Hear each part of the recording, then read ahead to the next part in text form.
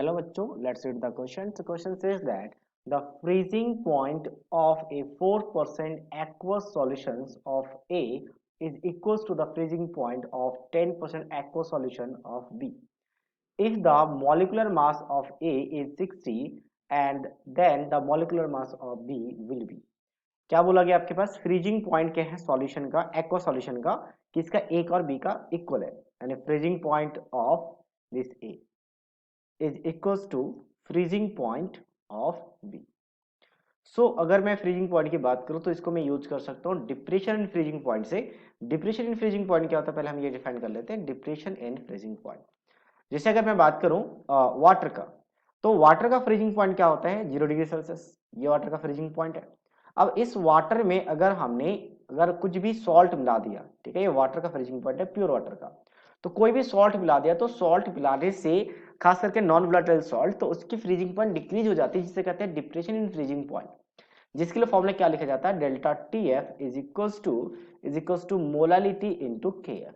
ठीक है, और मोलालिटी कैसे डिफाइन करते हैं तो मोलालिटी होता है number of moles upon mass of solvent in KG.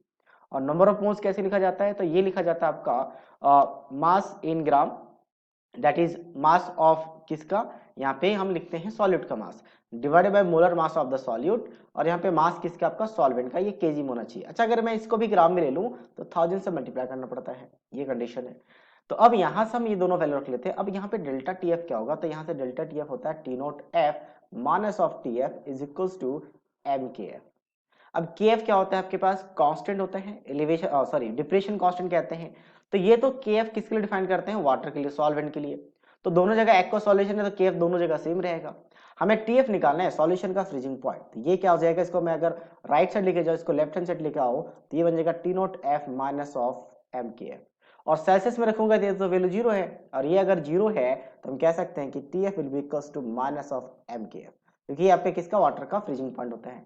तो अब ये चीज दोनों जगह रख सकते हैं कि आपके पास मोलालिटी ऑफ ए के एफ तो सॉल्वेंट के लिए डिफाइन होता है दोनों के लिए सेम रहेगा minus molality of B into K F.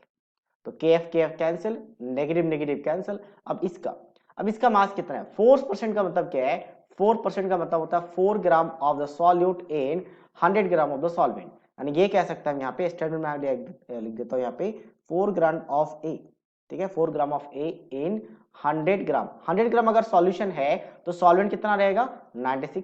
तो 96 ग्राम ऑफ वाटर कह सकते हैं। और दूसरा आपके पास कितना है 10% है तो 10% of B 10% of B in किसमें अब 90 ग्राम वाटर हो जाएगा क्योंकि 10% आपका क्या है सॉल्यूट है ये आ जाएगा। तो यहाँ पे रख लेते हैं ये गिवन मास है, ठीक है सॉल्यूट का। और इसका सॉल्वेंट का मास हम कितना रख रहे हैं 96। मोलर मास हमें क्या चाहिए ए का मोलर मास क्वेश्चन में गिवन है ए का 60 है, ए का 60 है, ठीक है। और 1000 से मल्टीप्लाई होगा क्योंकि हमने यहाँ पे जो सॉल्वेंट का मास रखा है किस में रखा है ग्राम में रखा है। इधर कितना हो जाएगा यहाँ पे 10 हो जाएगा 10 डिवाइडेड बाई। अब यहाँ पे अगर सॉल्वेंट के मास की बात करें कितना आपका 90 है तो ये 90 आ गया मल्टीप्लाई इसका मास हमें चाहिए मोलर मास और बी चाहिए और यहाँ पे भी 1000 से मल्टीप्लाई होगा। ये 1000 तो कैंसिल आउट हो जाएगा, ठीक है। साथ साथ में एक जो यहाँ से कैंसिल आउट कर सकते हैं। तो अब हम इसको क्रॉस मल्टीप्लाई कर लेते हैं। क्रॉस मल्टीप्लाई करने के बाद एम बी कितना हो जाएगा मोलर मास ऑफ बी। तो क्रॉस मल्टीप्लाई करेंगे तो क्या हो जाएगा 96 इंटू 6 इंटू 10 हो जाएगा और डिवाइड हो जाएगा किससे आपका 4 इंटू 9 के साथ। तो इसको डिवाइड करने के बाद फाइनल वैल्यू आ जाता है 160 that means that is a molar mass of the compound B जो कि ऑप्शन ए के साथ मैच कर रहा है। So that means option A is the right answer of this question. So I hope you understood it well. All the best.